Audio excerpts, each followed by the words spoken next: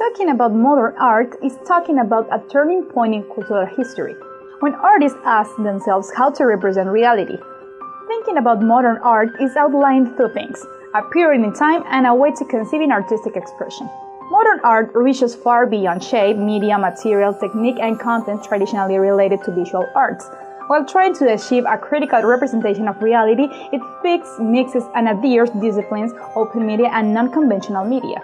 Modern art gives the spectator the responsibility of determining a meaning, thinking beyond the observed object, and deciding what to do with what he perceives.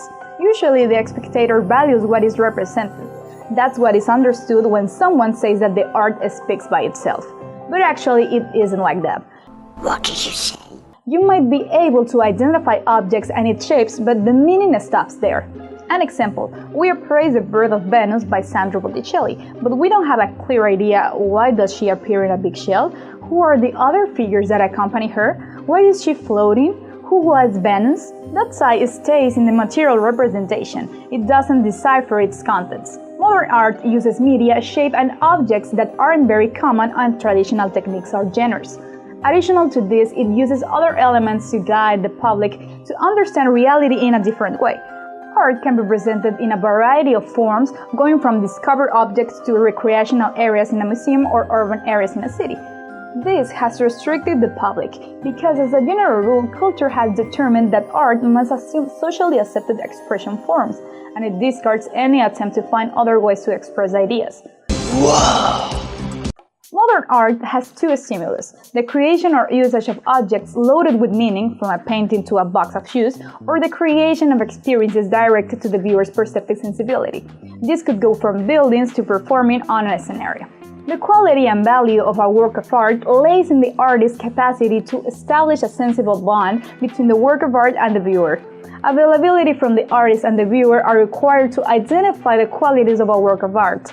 The artist has to demonstrate his ability to create a bond with the viewer, and the last one has to have an open and playful willingness to give the work of art a meaning. Beauty is an established category when it comes to aesthetics, a single universal concept of the beauty for everything, based on a cultural canon of the West. A modern work of art shows our relationship with taste. Some critics say that the arrival of modernism in art brought to us the ugly art, and its evolution is the consequence of avoiding beauty. A historical perspective will help us to understand that it is not about creating ugly art, but about challenging what we understand as beauty through works of art that challenge the imposed ideal of beauty. Modern art is a critic of reality by nature. Feminist art movements or artist collectives that perform as a critic to society, power, and the world economic order search in modern art an ideal way to put this difference in evidence. To talk about modern art, we can resume artistic creation under equally cryptic terms and questions.